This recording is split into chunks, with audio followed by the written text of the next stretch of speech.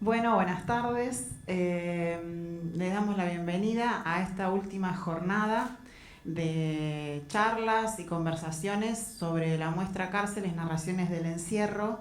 Es una jornada que intenta amplificar algunas temáticas que se fueron tratando en la muestra y van a poder también acceder al catálogo a través de manera digital y también a través del canal de la biblioteca en YouTube.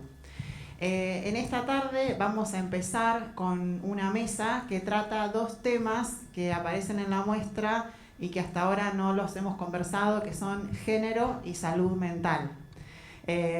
Interrelacionado por esas mujeres lesbianas, travestis, trans, locos y locas que están en conflicto con la ley penal, como se puede decir, y de eso vamos a estar conversando ahora con Pablo Vitalich y Laurana Malacalza.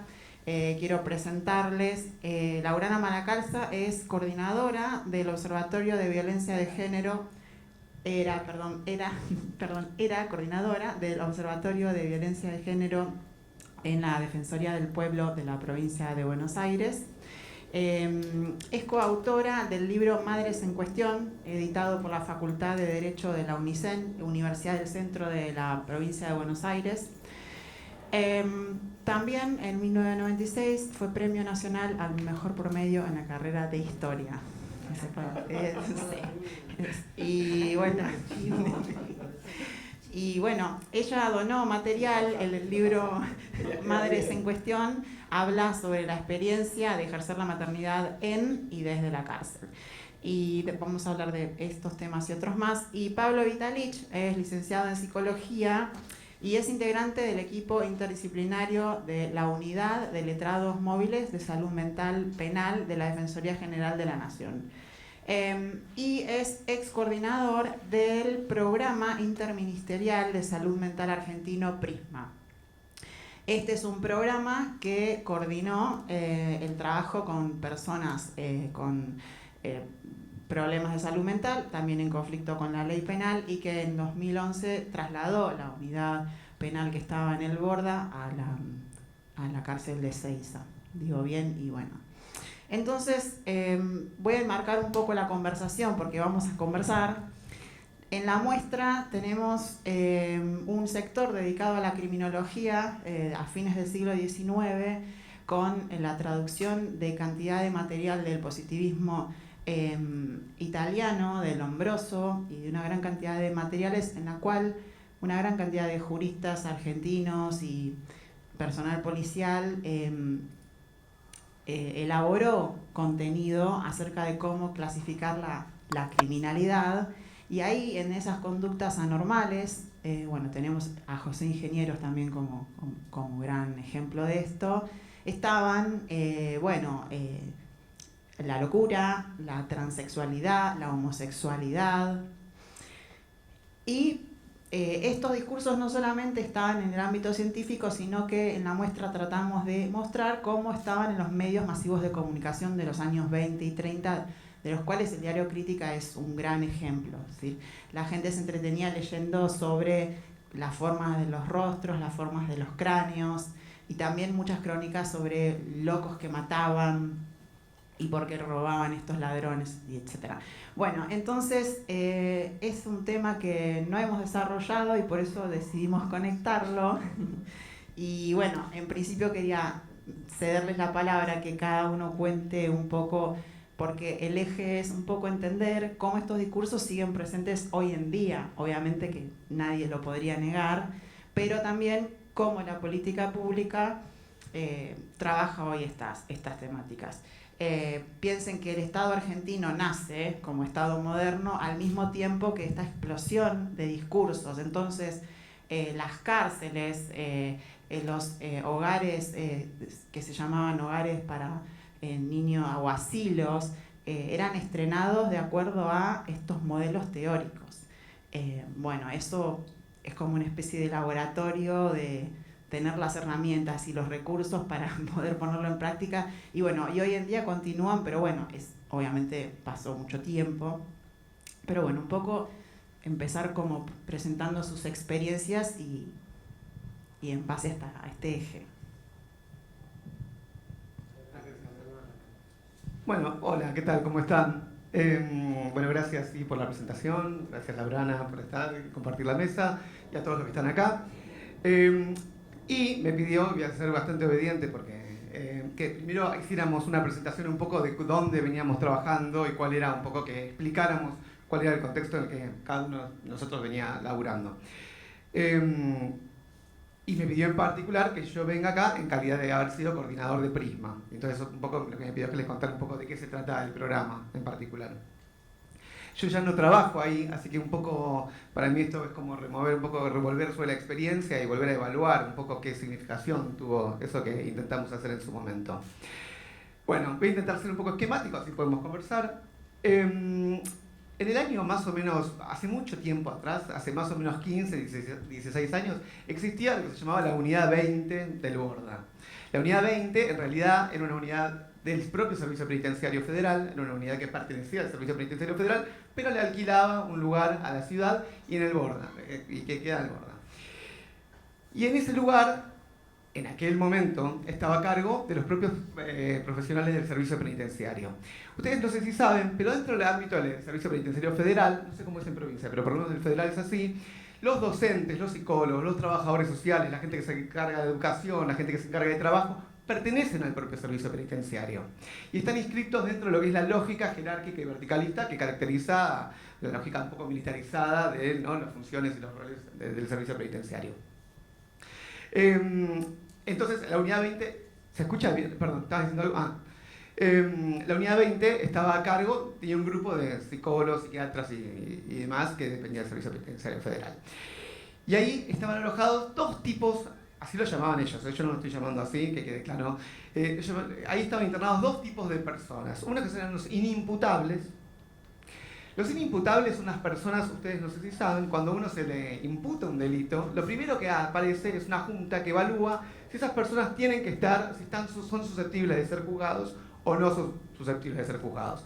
Entonces decide, bueno, si al momento de la detención podía conducir sus acciones o podía comprender la naturaleza antijurídica de lo que estaba haciendo. ¿Se va entendiendo? Bien, ahí estaban los inimputables. Ahora voy a hablar un poco de los inimputables, porque para mí un poco en la inimputabilidad se juega un poco las cifras, un buen símbolo, es un buen paradigma de cómo funciona en general la salud mental dentro del ámbito penitenciario. Y además estaban los, llamaban así, presos de alta conflictividad, lo llamaban así. Es decir, aquellos que eran medio resistentes a los mecanismos disciplinarios en general del resto de las prisiones terminaban ahí, conviviendo, y los tenían como organizados en un ranking según su conducta y demás. Los más buenos iban a un lugar, los que... y etcétera, etcétera. Y usaban a unos para matar a los otros, bien cómo funciona el servicio penitenciario. En el año entre el 2004 y el 2006 se generan una serie de documentos del CELS y de un programa del CELS y del Human Rights Watch, y hay otro más en particular, se escriben Vidas Arrasadas, y donde empiezan a explicar cuáles eran las condiciones de la unidad 20 del Borda. Y eran un horror, básicamente. Existían las celdas de aislamiento, había un uso excesivamente punitivo de la farmacología, se usaban las celdas de castigo, se usaban las leoneras, donde te mandaban con otros para, bueno, justamente amedrentarte. Estaban desnudos, no tenían dónde estar. Bueno, ustedes se imaginan. Y después había un montón de causas que permanecían desatendidas. ¿Qué significa que estaban desatendidas? La figura de la inimputabilidad, ustedes no sé si saben, pero la gente cuando dicen lo declararon inimputable, imaginan que se van, que ahí quedaron. Ahora un poco es así, gracias al trabajo que venimos haciendo, pero de todas maneras en aquel momento no lo era. ¿Qué significa eso? Cuando se te declaraba inimputable, se te mandaba a hacer un tratamiento que estaba a cargo de estos profesionales que te dejaban encerrado durante un montón de tiempo. Estoy diciendo un poco amarillista para que se entienda, ¿no? Y lo que después te evaluaban, cada tanto te vuelve a evaluar el cuerpo médico forense. O sea, vos tenías a cargo unos tratantes que estaban en tu unidad y cada tanto te mandan al cuerpo médico forense para que te evalúen. Ahora, dentro de los inimputables había personas con delitos relativamente graves, homicidio y demás, y después había pibes que de golpe en medio de un brote se robaron algo de un chocolate de Pharmacity y quedaban 3 años encerrados. O sea, en esa situación. Porque permanecían que a criterio del juez, cuando uno es declarado inimputable, no tiene un régimen penitenciario como lo tienen las personas que efectivamente son condenadas o que firman un abreviado, que están en un proceso, y que hay un régimen que más o menos, tampoco que es espectacular, pero que más o menos organiza. Entonces quedaban ahí a merced un poco del cuerpo médico forense. Y se daba algo que era un fenómeno muy interesante cuando nosotros asumimos el lugar, ahora les voy a contar de eso, que es que se les exigía un tratamiento, pero cada vez que se decidía, había que decidir si entonces estaban en condiciones de salir o no, porque habían mejorado y demás, se los mantenía en nombre de lo que habían hecho. Entonces se generaba un circuito bastante cínico, no sé si me están siguiendo, por el cual a las personas se decían, a ver, vamos a ver si estás mejor, bajo las condiciones en las que el cuerpo médico forense evalúa.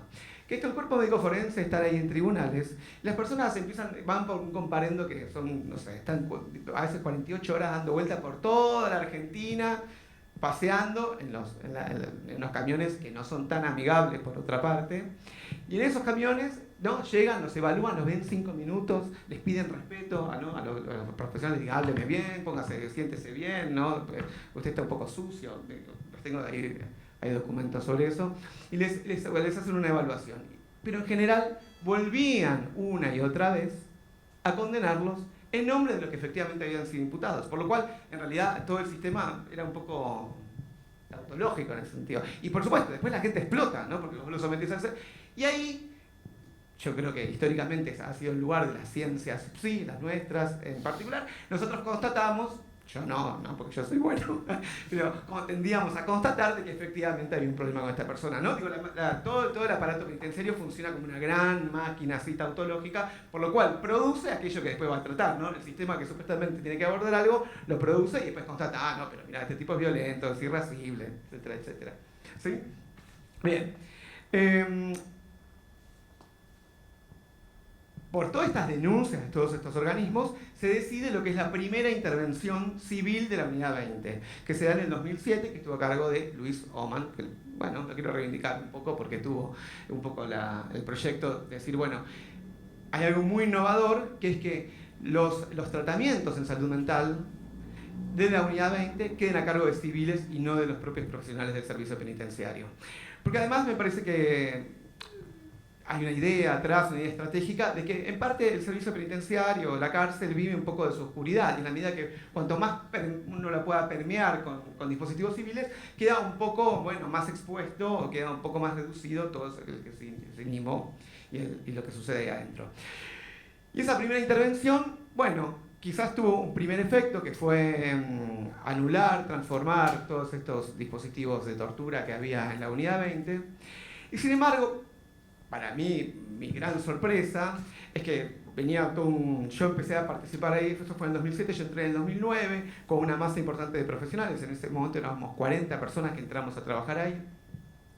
Pero para mí, un poco lo que resultó muy interesante y que después fue un poco la línea que marcó cómo íbamos a trabajar después, fue que a pesar de que habíamos cambiado al conjunto de psicólogos, psiquiatras y trabajadores sociales que trabajaban ahí, había un poco inscrito en nuestra tradición disciplinar, en la forma en la que nosotros habíamos pensado nuestra tarea, en la forma en la que nosotros asumimos las demandas y expectativas que el cuerpo social, los jueces, la sociedad depositan en nosotros, que nos hacía un poco reproducir a una pequeña escala las mismas acciones punitivas. Es decir, que había todo un trabajo por desdisciplinizarnos, por decirlo en algún sentido, porque toda nuestra tradición epistémica y todas las prácticas, traje acá un par de ejemplos que me parece que son divertidos y lo ilustran bien para trabajar ahora en un rato, todas nuestras prácticas, toda la forma en la que nos hemos construido como en nuestra tradición disciplinar, abocaba a que efectivamente participáramos, por más que con las mejores intenciones, de un sistema que tiende naturalmente a creer o confundir el castigo con el tratamiento. Entonces, en el 2010, 2011 hay un incendio, y ahí es cuando esto es una mala decisión para mí estratégica, se decide que la Unidad 20, en vez de reformarla y avanzar con una reforma más integral de la propia unidad, se nos manda a Ezeiza. Este para mí fue un problema porque un poco la lógica que estábamos intentando instalar quedó más subsumida por un poco la matriz o el diagrama carcelario. Y iba a decir algo y me olvidé. castigo, tratamiento. Claro. Y en el medio aparece algo que es muy importante, que es la Ley de Salud Mental. La Ley de Salud Mental, en 2011, se crea un poco justo antes de que aparezca el programa, y a mí me parecía que la ley a nosotros nos permitía pensar que nuestro objeto de intervención era menos lo que había sido históricamente, que era tratar de ser eficaces en la refacción de personas, ¿no? que habían resistido los demás mecanismos disciplinarios, que la propia cárcel. Porque la nueva Ley de Salud Mental lo que decía es, bueno, hay que pasar de atender, o el tema deja de ser el trastorno para ser el sufrimiento mental. ¿Y qué es lo que más causa sufrimiento mental en la cárcel? Bueno, la propia cárcel, efectivamente, y este conjunto de mecanismos que se ponen en acción en la propia cárcel. Entonces, para nosotros empezó a ser claro que no se trataba tanto de atender o brindar tratamiento a los individuos, sino de constituir un ámbito en el que, bueno, justamente empezáramos a cuestionar la forma en la que se daban, la forma en la que elaborábamos los informes, la forma en la que, por ejemplo, no existía el secreto profesional en aquel momento, ¿no? Es decir, cualquiera te preguntaba algo y los tratantes están obligados a dar información. Entonces, se nos abrió como un conjunto de problemas que tenían que ver no tanto con atender y demás, sino con atender el sufrimiento mental, y para eso se nos abrían un conjunto de cuestiones. Una, trabajar sobre los informes, restituir el secreto profesional, trabajar sobre lo que las agencias y los juzgados nos pedían y las defensorías nos estaban exigiendo y nos demandaban, trabajar sobre la forma en la que el servicio penitenciario tendía a usar la psicología y la psiquiatría para callar los problemas que ellos mismos habían causado. Que pare un poco no, dale, así charlamos un poco. ¿Vos qué pensás? Sí, así, si no quiero acaparar, así charlamos un poco, sí, porque yo hablé un montón. Perdón, dejé todo, pero ¿se entendió hasta ahora?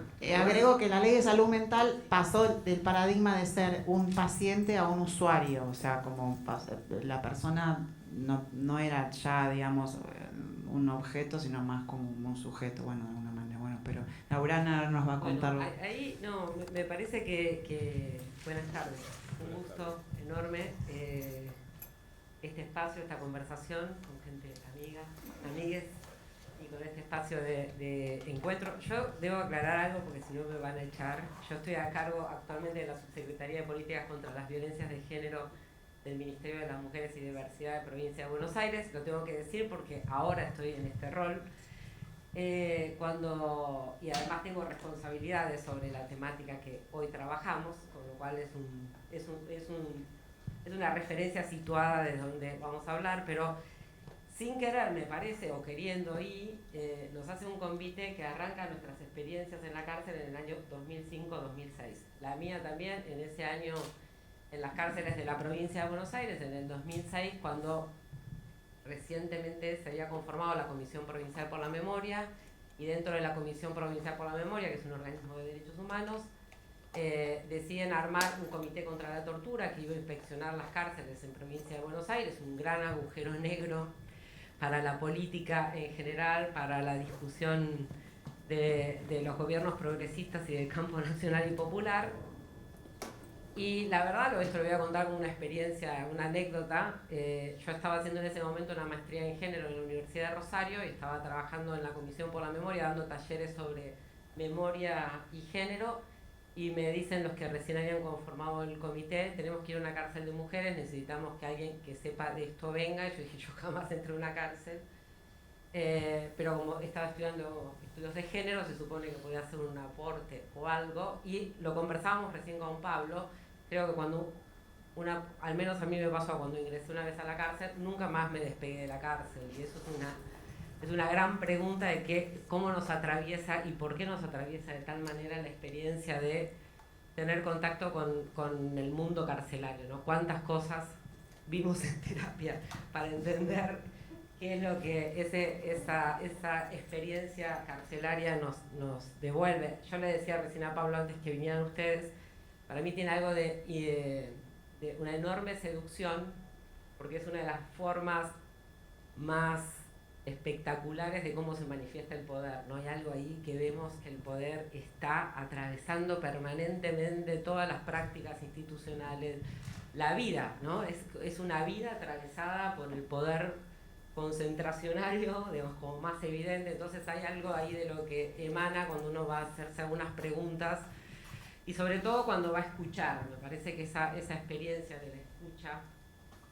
de quienes están en las cárceles nos devuelven también una gran pregunta sobre lo que significan los testimonios de las violencias del presente, ¿no? Hemos hablado mucho sobre los testimonios de las violencias pasadas en nuestro país y el valor de esos testimonios, y cuando indagamos y cuando nos encontramos con esos testimonios hay algo muy elocuente que se manifiesta acerca de las dimensiones que adquieren las violencias estatales en el presente. Total. Eso me parece que es como muy, muy clave, y que hay ahí un decir y una necesidad metodológica de saber escuchar y de ponerse en posición de escucha frente a esos decires para habilitarlos, porque también son subjetividades quienes están en la cárcel y trayectorias de vida que en muchos casos no tienen enormes experiencias de reflexión sobre sus propias trayectorias de vida o sobre lo que significa sus vidas atravesadas por el poder. Entonces hay ahí me parece un gran paréntesis, una estrategia metodológica muy desafiante para las ciencias sociales, cómo se producen esos ámbitos de escucha y cómo se produce de alguna manera esos relatos acerca de las violencias estatales del presente. Un presente que nosotros, empezamos a recorrer en el año 2006, y digo que para mí ese fue como el gran desafío, ¿no? Yo venía precisamente de los estudios de memoria y de historia, entonces, y hablar mucho sobre lo que significaban los testimonios de las mujeres presas durante el terrorismo de Estado, y encontrarnos con mujeres presas en cárceles comunes. Habría una gran cantidad de preguntas. El libro que compartimos en la muestra es un producto de ese proceso de alguna manera, porque recopila una serie de entrevistas que hicimos sistemáticamente con el equipo de antropología jurídica de la UBA, con el equipo de Sofía Tiscornia, Carla Villalta, todo el equipo de antropología jurídica, ya no desde la Comisión por la Memoria, sino desde el Observatorio de Violencia de Género que creamos en el año 2012 en la Defensoría del Pueblo de la Provincia de Buenos Aires, donde volvimos a las cárceles en búsqueda, digamos, de alguna manera de entrevistas en mayor profundidad para pensar el diseño de políticas públicas vinculadas al ámbito penitenciario y de políticas públicas vinculadas al ámbito de la administración de justicia. Porque uno cuando hay algo, digamos, en términos bien interesantes de, estamos encontrándonos, creando estos ámbitos de escucha y produciendo estas entrevistas con una finalidad que tiene que ver con esas entrevistas y las problemáticas que surgen de esa entrevista, que de alguna manera sean un diagnóstico para diseñar o pensar políticas públicas en materia penitenciaria y de administración de justicia. Eso de alguna manera es lo que recopila esas 22 entrevistas que hicimos en profundidad, que se transformaron en parte de esas entrevistas en documentos para la intervención en políticas públicas, y siempre esto lo digo como trasfondo, nuestra inquietud con el equipo de Carla tenía que ver con, esas voces tienen que salir del documento público y tienen que salir de la cárcel, ¿no? No podemos tener esas voces de nuevo encerradas en una propuesta de política pública o encerradas en la cárcel. Tenemos que encontrar la manera de que esas voces puedan trascender los muros. Y es una recopilación, me parece interesante, de esos testimonios, casi en clave de producción testimonial, ordenada en 3 capítulos. No voy a contar el libro, pero sí me parece que es una manera de entusiasmarlos para que lo lean. Uno que tiene que ver con el ejercicio de la maternidad en y desde la cárcel. Otro que tiene que ver, el segundo capítulo, sobre los sentidos y las representaciones que los actores estatales construyen acerca de la maternidad en y desde la cárcel de mujeres encarceladas en la provincia de Buenos Aires. Y un tercer capítulo que surge a partir de las voces y entrevistas que hicimos con los familiares de esas mujeres encarceladas. Ese es el esquema del libro, pero a mí lo que más me interesa compartir con ustedes es qué preguntas había, qué debates y qué preguntas había detrás de esa producción de esos testimonios en clave de entrevistas. En el año 2006, yo voy a poner así como hacer un pequeño relato, la visibilidad de las mujeres encarceladas era casi nula, digamos, en el país había algunos capítulos específicos de algunos informes de la Procuración Penitenciaria de la Nación, algunos trabajos que venía haciendo la Defensoría General de la Nación y algunos trabajos del CELS, y nosotros que veníamos trabajando desde la Comisión por la Memoria. Y yo, como veníamos con estas preguntas que nos traen los estudios de género, la pregunta era la primera pregunta que los estudios de género te enseñan es cómo visibilizar el lugar de las mujeres en una política pública o en un diseño institucional, ¿no? Casi esa primera consigna, bueno, ¿y qué pasa con las mujeres, no? Ni siquiera la consigna de cómo transformamos eso. Y en la pregunta que traía ahí, un punto central que tenía que ver con cómo visibilizamos el lugar de las mujeres, aparecía muy de la mano con esto de que lo que históricamente se viene criminalizando a las mujeres, y hay una sobreintervención del Estado en los procesos reproductivos, en el cuerpo, centralmente en la sexualidad, en los procesos reproductivos. Entonces, la maternidad y todos los condicionantes morales acerca de la maternidad fueron un campo privilegiado de intervención del Estado sobre las mujeres, y nos generaba un gran dilema, porque sabíamos que la mayoría de las mujeres que estaban encarceladas, algunas de ellas, y en proporción importante, por delitos vinculados al ejercicio de su maternidad, por acción o por omisión, desde las situaciones de infanticidio, que son las categorías más antiguas por las que las mujeres hemos sido criminalizadas, por situaciones de aborto, en 2006 estoy hablando, ¿no? Donde esto no aparecía con la envergadura que después tuvimos en los debates sobre el aborto, y por las situaciones de abuso sexual que involucraban a sus hijas.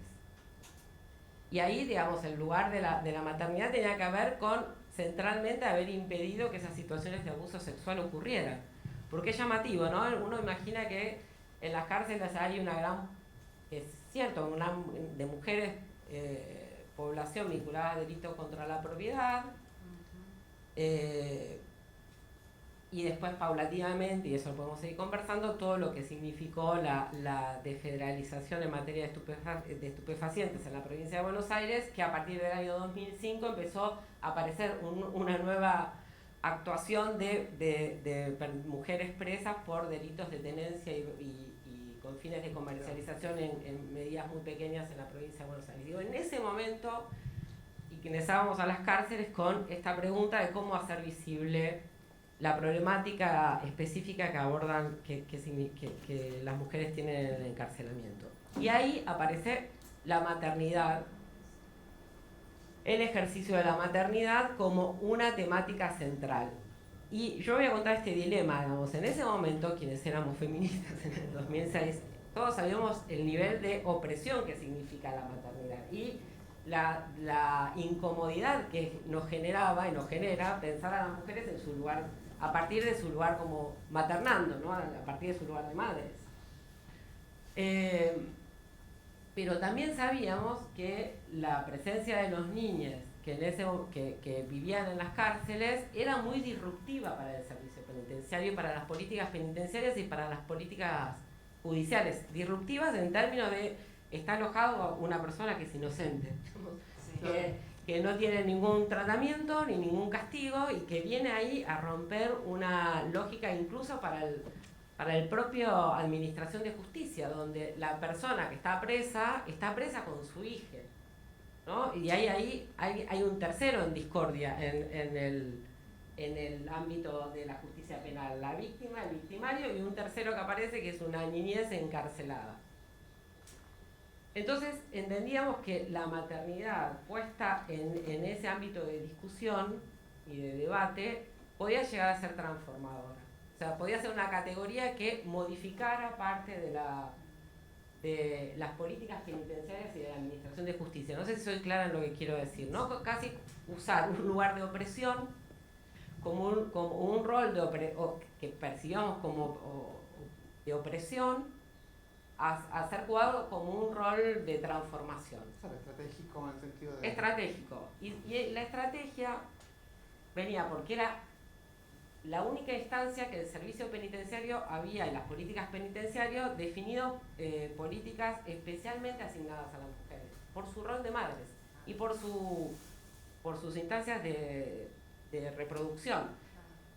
Históricamente, todos los motines que habían ocurrido en cárceles de mujeres en la provincia de Buenos Aires planteaban esto, la necesidad de un abordaje específico para la detención de las mujeres con sus hijos y para la salud sexual y reproductiva. Pasaban por ahí los reclamos de las mujeres presas. Dicho esto, se conjuga mucho entre pasado y presente, digamos, esa mirada estaba, las políticas penitenciarias miraban a las mujeres en su lugar de madres, y ahí con una categorización, vos lo traías, Pablo, muy interesante que tenía el servicio penitenciario al momento mismo del ingreso de una cárcel. Cuando uno ingresa a una cárcel, yo hace 5 años que no ingreso, desde que estoy en la función pública, en ese momento, en todos los pizarrones de las unidades penales de mujeres estaba diferenciado entre población / madres, y entonces contaban cantidad de población, cantidad de madres. Una categorización muy evidente de lo que se ponía en juego ahí. Como, digamos, había una pregunta donde el servicio penitenciario y las políticas penitenciarias miraban solo a las mujeres que estaban con sus hijos dentro de las cárceles como madres, y no, digamos, a la población como madre, ¿no? A las mujeres que estaban viviendo desde la cárcel su maternidad, no en la cárcel, ¿no? Por eso el libro se llama Ejercicio de la maternidad en y desde la cárcel. Aclaro esto porque por ahí no se entiende. Hay un mural en la muestra que muestra la cárcel de Devoto y muestra lo que ocurre del otro lado de la cárcel, es decir, quienes están afuera de la cárcel sosteniendo a las personas que están presas. Y esto nos contaba también Graciela Rojas de Mujeres tras las rejas, es particular con las mujeres porque las mujeres son quienes visitan a los presos, son sus madres, son sus hermanas, cuando hay un motín, cuando hay una situación son las que están ahí preguntando por ellos, pero cuando las que están presas son las mujeres, alguien de la familia tiene que cuidar a sus hijos, alguien tiene que hacerse cargo de todo eso, de lo que ella se hacía, y hay un libro de Graciela Rojas que se llama Nadie las visita por ese motivo, porque todas las otras personas quedan en función de las tareas de cuidado, y ellas también son madres, pero están, bueno, como decías vos, en la cárcel. Bueno, ¿vos querías decir algo? Yo tenía una... No, solo un par de cosas para conversar acá. No, y compartir que me parece que para todos los que trabajamos... Agrego una cosita más. Hay un libro que se llama Cárcel de Mujeres de Angélica Mendoza, que es de 1930. Y ella va presa a la Cárcel de Mujeres de Buenos Aires como presa política por oponerse a la dictadura de 1930 de Uriburu. Y allí se encuentra con un montón de trabajadoras sexuales presas y puede ver cómo ellas van y vienen, vuelven a entrar, salen porque les pagan una fianza y vuelven.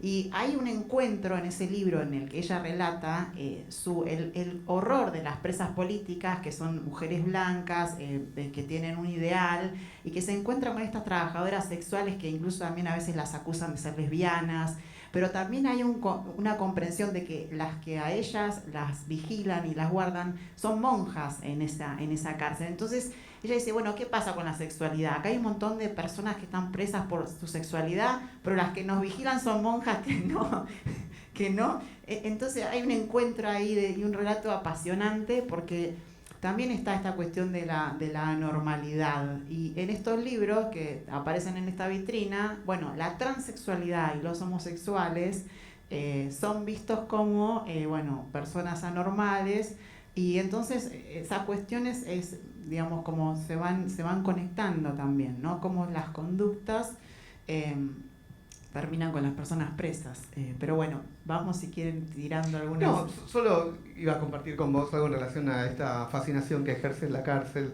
Yo creo que cuando nosotros empezamos a trabajar y pasamos de la unidad 20 a Ezeiza, en aquel momento, y haciendo esta mutación de, bueno, no tenemos que ser exitosos ahí donde las demás mecanismos disciplinarios fracasaron, reparando individuos y volviéndolos, resocializándolos, sino brindando condiciones para el trabajo del sufrimiento mental, y esto implica transformar la propia cárcel. en aquel momento, bueno, víctimas de una ilusión mesiánica, que por supuesto después del tiempo me bajó de ahí, nosotros creíamos que realmente íbamos con un proyecto de transformar, que había, digo, estaban las condiciones políticas para una transformación de la cárcel en general, y que tiene esto que es muy fascinante y que lo comparto en relación a pensar el poder, porque es como si estuviera concentrado, es como si fuera una concentración de cómo funcionan los mecanismos de poder y cómo producen ese tipo de subjetividad más o menos de una forma más o menos sistemática. Y que nuestra estrategia en aquel momento fue con la inimputabilidad sacamos en un libro un conjunto de testimonios sobre cómo vivían las personas que habían sido declaradas inimputables el propio proceso de la inimputabilidad, y que un poco fue intentar construir como un discurso, que darles la voz a ellos para que pudieran ellos avanzar en tematizar, desarmar, discutir con ese discurso psiquiátrico que durante mucho lo sostenía ahí. Entre ellos ahí está el testimonio de quien después fue el libro magnetizado. De hecho, no, eso lo estoy contando. Sale después el libro magnetizado, que es de Carlos Busquet, y una de las personas, antes de que él hiciera el libro, habíamos hecho un conjunto de testimonios, entre los cuales está él, que discute con el psiquiatra, que en algún momento le dice a él en una de las entrevistas: antes de firmarte la libertad, vos me cortó la mano, explicándole, porque finalmente parte del trabajo que fuimos haciendo hizo que en algún momento pudiera salir efectivamente parte de esa discusión que sostuvimos. No, simplemente era eso. Y también que como parte del trabajo que nosotros pensábamos en la deconstrucción, digo, porque cuando empezamos a intervenir, uno pensaba esquemáticamente, bueno, nosotros somos buenos, que venimos a salvar a los pobres, y no contra el servicio penitenciario.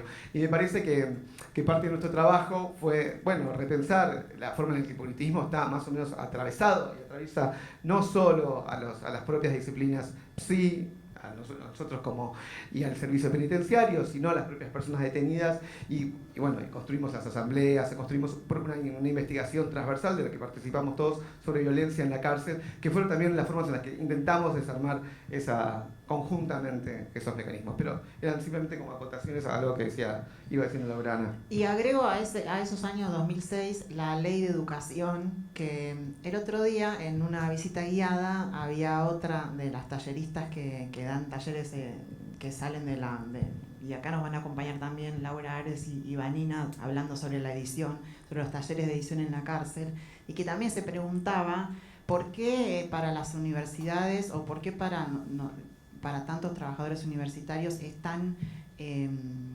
no digo apasionante porque parece medio superficial, pero ¿por qué hay tantos espacios? ¿Por qué vamos tanto a la cárcel? Ella también se hacía esa pregunta, y yo le respondí, bueno, porque la ley de educación en 2006 hizo que la educación de las personas presas, en vez de depender del servicio penitenciario, dependiera del Ministerio de Educación, como la de cualquier persona.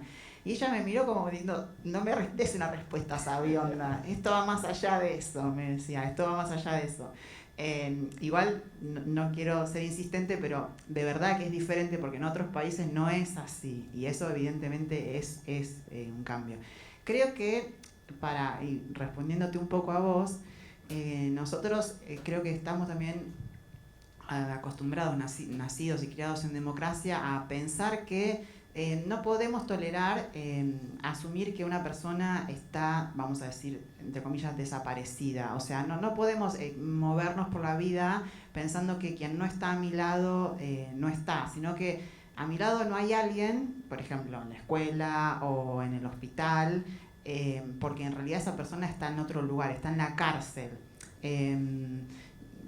Hay una idea de que no puedo moverme como si todo fuera natural. Es posible que a mi alrededor, por cierta desigualdad, no esté compartiendo con alguien que seguramente está o en una villa o en una cárcel o en una situación donde no puede acceder a los mismos derechos que yo. Entonces, bueno, creo que ahí hay como una especie de puja hacia esa búsqueda, ¿no? Como una inquietud por llegar a otro lugar.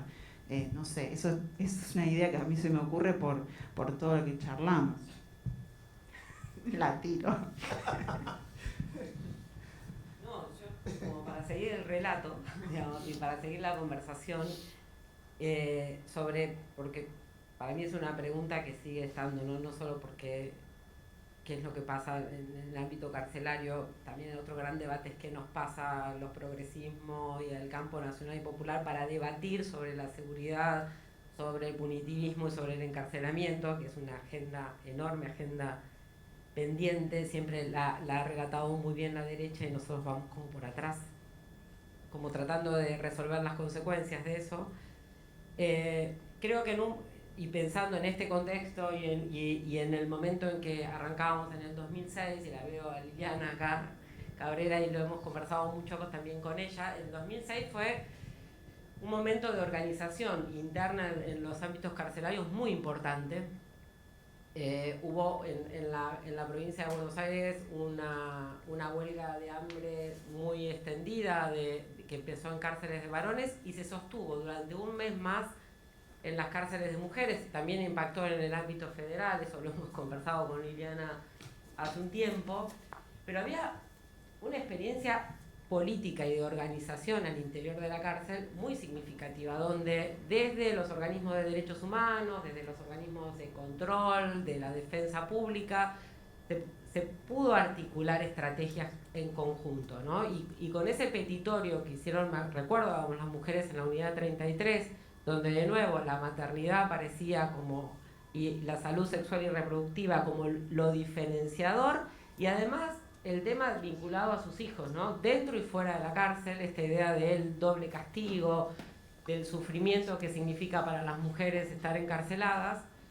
En ese momento, con esa fuerza que tuvo la huelga en el año 2006, nosotros presentamos desde la Comisión por la Memoria, acompañados con el CELS, me acuerdo, Amnistía, varios como Amicus Curiae, un amparo donde el eje estuvo puesto en las niñeces en cárceles, ¿no? Y esa también fue parte de una estrategia, y con esto quiero dar cuenta de esa estrategia, que también era parte del dilema. Bueno, ya la maternidad puede ser una categoría opresiva, y cuando hacemos una acción judicial pensando en mujeres, entramos por un amparo a favor de los derechos de los niños y niñas en cárceles. Y eso también fue una estrategia muy conversada y pensada con ellas, porque sabíamos la enorme sensibilidad que el tema de la niñez genera para los actores judiciales y para la sociedad en general. Y era también un momento donde se estaba implementando en la provincia de Buenos Aires las políticas de niñez y se estaba definiendo un campo de intervención estatal sobre, digamos, la aparición de los servicios locales, los servicios zonales, una nueva reinterpretación de cuáles eran los márgenes de intervención del Estado sobre esa problemática social. Y también para nosotros era un desafío pensar cómo se construye un problema social como un problema en el cual el Estado tiene que intervenir, ¿no? De alguna manera, el de las mujeres en cárceles era el desafío de construirlo como un problema al cual el Estado tenía que dar algún tipo de respuesta en sus intervenciones. ¿Entiende? Digamos, esto de, bueno, porque también la cárcel es así de grande y hay ciertos consensos acerca de cómo debe intervenir el Estado, garantizando condiciones, la readaptación, los tratamientos, bla bla, todo lo que ha venido diciendo el Estado, pero cuando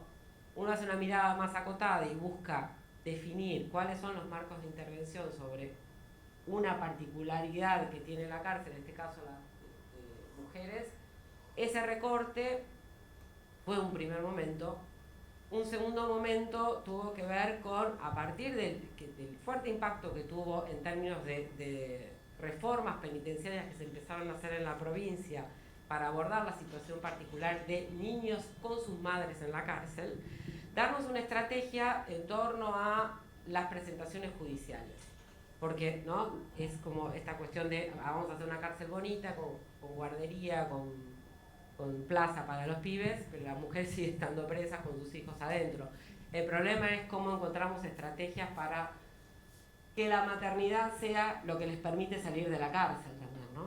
Y contemplar ahí esta lógica que empezó a ser también un punto de debate dentro de los feminismos, que es la agenda de los cuidados. Hoy, ayer la Corte Interamericana reconoció el derecho al cuidado como un derecho humano, a partir de una presentación que hicimos del Ministerio de las Mujeres de Nación, para cuando la gente se pregunta para qué sirven los ministerios, para ampliar derechos en síntesis.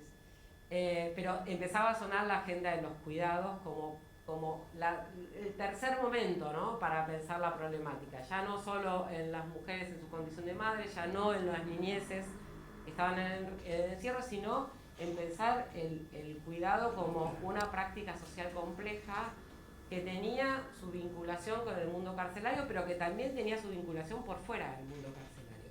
Y esto que vos decías, o lo traían ustedes, creo que lo traías vos, y el desafío que te da pensar en las niñeces en la cárcel, pensar la maternidad y pensar la agenda de cuidado, es que hace jugar otros actores dentro de la cárcel.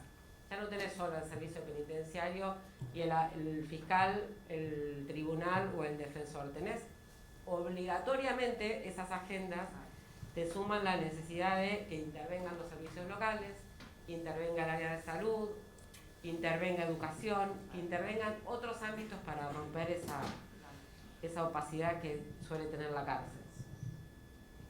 Digo, y termino, lo bueno de la historia, y podemos seguir un largo rato, es que, y ya con eso termino, en el año 2008, con la película de Trapero en el medio, sale de Leonera, sale la ley a nivel nacional de la posibilidad de contar con un arresto domiciliario a las mujeres que tienen hijos a cargo hasta los 5 años, que en provincia de Buenos Aires se empieza a implementar en el 2009.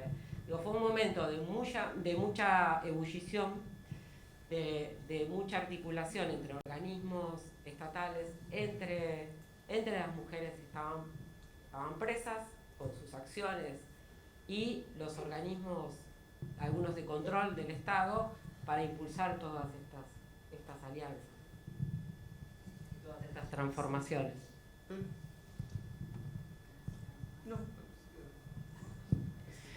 Bueno, yo charlaría horas, pero ahora vamos a agradecerles muchísimo por estar acá, por todo lo que nos enseñaron y trajeron. Quiero decir que a veces, para personas con tanta experiencia como ustedes, o a veces tenemos la sensación de voy a hablar en una mesa y todo esto, bueno, pero esto se transfiere y va a seguir transfiriéndose a través de, bueno, quienes están presentes acá compartiéndolo y bueno, muchos de quienes nos van a estar viendo a través de YouTube. Así que muchísimas gracias y ojalá nos encontremos pronto en esta biblioteca hermosa. Bueno, muchísimas gracias. Bueno, gracias.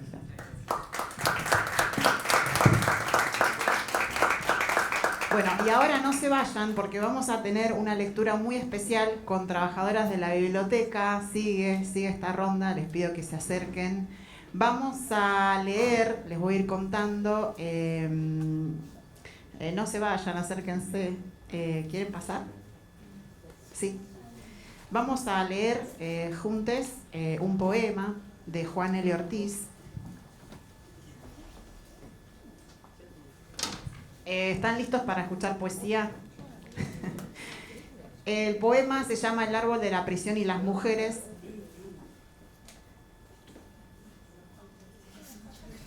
Y es un poema que en 1957, estando Juan L. Ortiz preso, tradujo 2 poemas y uno de ellos es este poema. Es un poema de Yanis Ritsos, un preso político que estaba en Grecia, que también era poeta, y que estaba inspirado en una silografía de Sissi Makri, una artista que también estaba presa en Grecia, y cuenta la historia de 5 mujeres que están presas. Así que ahora lo vamos a disfrutar en este escenario.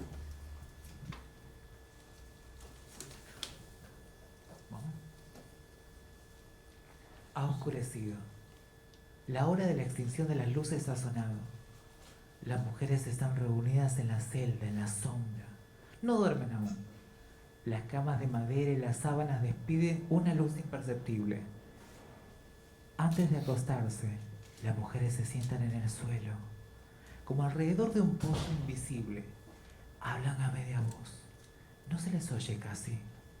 Aunque permanecen inmóviles, se dirían que se mueven al compás como un coro de tragedia antigua. Elena no habla. Desanuda sus cabellos negros que le caen sobre la espalda y permanece de pie inmóvil, frente a la ventana enrejada. Un cerrado, un árbol, un poco de sol y la mañana sobre el musgo. Ese árbol es nuestro calendario, nuestro amigo, nuestro correo, nuestro hijo. Algunas veces es también nuestro marido. ¿Por qué algunas veces? Él es a menudo y muy a menudo nuestro marido. Con él participamos en el tiempo. Participamos en la duración y en la memoria. Y aún en todo eso que se llama cambio y renovación. Ese árbol en medio de lo que está encerrado y vacío se obstina en existir. Se obstina en ser atento, en discernir, en responder. Ligado por lo bajo, él se obstina en tenderse hacia lo alto. Dividido en 4 estaciones, une estaciones y paisajes. Él mira algunas veces por nosotras, por encima del muro. Él absorbe la voz del vendedorcito de fósforos, La voz del mercader ambulante de espejos. El silencio de una mujer que ha comprado 5 rosas al florista de la esquina. el paso del hombre sobre la vereda leyendo su diario. Fuera de los colores de las horas, tan diferentes, numerosos colores, ciertamente a lo largo del día.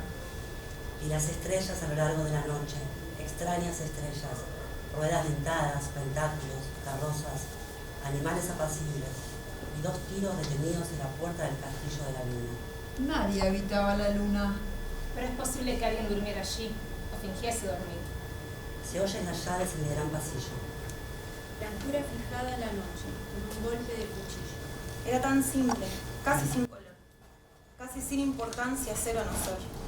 Esta simplicidad es el árbol que nos la ha enseñado, es nuestro saber.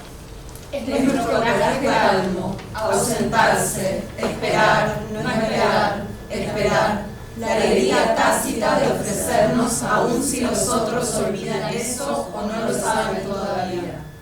Comprensión simple, humilde, noble. Como una piedra en el muro de la casa. Como un leño en el fuego. Como un vidrio en la ventana, modesto, humilde, sin orgullo, invisible, ayuda a los otros a amar. Ilumina las cosas, protege del viento. Protege del frío, deja penetrar la luz y el calor. Una soledad transparente, fina, que protege de la soledad.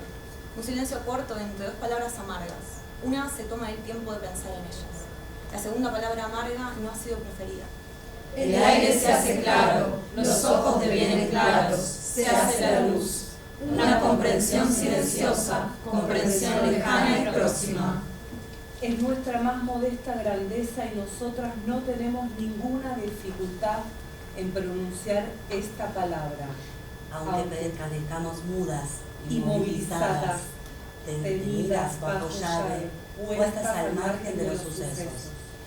Aisladas del exterior, mas el árbol observa y ve por nosotras hacia el exterior y después El árbol se traslada a nosotras. Comúnmente a la hora del sueño, acostadas, nosotras quedamos de pie en la actitud del árbol. Es quizás este árbol el que nos permite reposar. no nos permite olvidar. No nos permite morir. Ese árbol vela sin esfuerzo, sin ostentación. Sus ramas, las más finas, se ramifican en mis dedos. Cuando cenamos ocurre que una hoja amarilla cae cerca de nuestro pan de las manos de María y ninguna se asombra. Otra vez sucede que una ramita verde se pone a temblar bajo la pañoleta negra de la tía Irene. O bien que una flor blanca caiga de los ojos de Irene en la avena que contiene la ración, lo que no nos sorprende. Con la ayuda de la cuchara agarramos esta flor y en silencio nuestra comida prosigue. Sabiendo, sin embargo, con toda certitud, que la primavera se aproxima, que hay muchas estrellas, muchos árboles, mucha gente, muchos duelos, mucho coraje detrás de los muros. Mucho mucho amor cielo por encima de los los muros. Mucho cielo por encima de los muros. ¿Y la esperanza? ¿Y la esperanza? Cállate tú, silencio, silencio. Golpes repetidos de un dedo invisible sobre el muro. Es el miedo. Una araña bajo una aglomeración de hojas. Golpes repetidos. Clavan la puerta. Nos clavan. Sí, golpes. Hunden desde fuera un clavo en la puerta con el fin de colgar. Un clavo en la puerta es la muerte. Ella espera ahí. El clavo se derrumba bajo la humedad. Espera. Que le enganchen coronas de flores del 1 de mayo. El mes de mayo se acerca. El clavo es escondido por las flores, pero queda siempre bajo las flores. ¿Cómo se podría de otro modo enganchar las coronas? Calla tú. Calla tú, calla tú. Ese no es nuestro macho. El nuestro tiene banderas, monedas y marchas. Y nosotras aquí, detrás de los muros, sin banderas. Y nosotras por obligación detrás de los muros, transformando el árbol inmóvil en millares de hojas en movimiento, transformando los movimientos separados en una simplicidad indivisible, casi en una cierta eternidad. Mirá. Elena está sentada en la ventana, mira a lo lejos, mira los vapores azules que suben de las piedras del encierro. Golpea dulcemente con su sortija los barrotes de la ventana. Un tono profundo, silencioso, un pequeño ritmo, el nuestro. Son los golpes que tú oyes repetir. Escucha, escucha. El sonido atraviesa el hierro, las piedras. Pulso primaveral en las venas de hierro, en las venas de piedra. Telegrafía sin hilos, pequeña, secreta. Ella transmite la frente. Y nosotras enredadas en las ramas de las tinieblas, los codos apretados, contra las costillas del silencio, contra la humedad de la noche, esperen la respuesta. ¿Qué respuesta? Esperen. Y la respuesta llega. Algunas veces por el último pájaro del crepúsculo. Algunas veces por un grillo que cierra la noche. Algunas veces de una cierta estrella que repite, llego, Llego. Algunas veces de una carta de amor desgarrada que hace estremecer un viento súbito en la calle. Y nosotras prestamos oído por dentro y por fuera. Hay otro tiempo con el tiempo y con los muros multiplicados. Y con los muros multiplicados. Sí, muros, ¿por qué no? Con numerosas ventanas. Y súbitamente la empuñadura de la puerta brilla como una enorme gota de agua. Un paisaje brilla en la gota. Y es una quijada de caballo la que brilla. Calla tú, calla tú. Mira la espada de Elena, vuela hacia nosotras. Es una colina con pequeños cipreses. Ni un rebaño de carneros blancos sube por ella. Emblanquece la noche. Es que las estrellas aparecen. Es que nosotras esperamos. Es que la primavera llega de nuevo. ¿Por qué viene cuando el viento se levanta? Nosotros nos alineamos de nuevo, la una al lado de la otra, delante del cuadrado luminoso del muro. Pacientemente, silenciosamente, bien organizadas. Cada una a su turno, cada una enteramente sola. Una después de otra y todas juntas para amasar un poco de sol. Una después de otra, disciplinadas. Mientras que las sombras de nosotras, todas, se interpenetran. Se cruzan sobre el suelo en espaldosas sombrías y claras hasta que se reúnen para formar un solo pozo. Enfrente del pozo está siempre el árbol, por nosotras de pie. Y nosotras nos callamos, escuchando las hojas una después de la otra hasta lo lejos, y todavía más lejos. Y en los cabellos de María surgen hojas verdes, también que tememos que éstas nos traicionen, y se oiga de nuevo los chichas de las llaves del cinto del guardián, que un cristal caiga de la altura y se quiebre sobre las baldosas. Que no sean oídas las palabras que nos hemos pasado en silencio. Quizás a causa de que los gorriones marchan tan torpemente cuando ellos están algunas veces sobre el suelo. Las mujeres se acostarán. Detrás de los muros en la celda había estrellas, un número inimaginable de estrellas, como ruedas dentadas, como pentágonos, como carrozas, como animales apacibles, como pájaros, como anchas hojas, y ellas brillaban de tal modo que Elena no podía dormir. Recubrió su rostro con sus largos cabellos negros, mientras que allí enfrente cintilaba todas sus hojas. En el centro del mundo, ese árbol único con su sombra subiendo el muro de la prisión, igual que una inmensa escalera. No importa quién pudieras ascender por esta. Y era la primavera seguramente.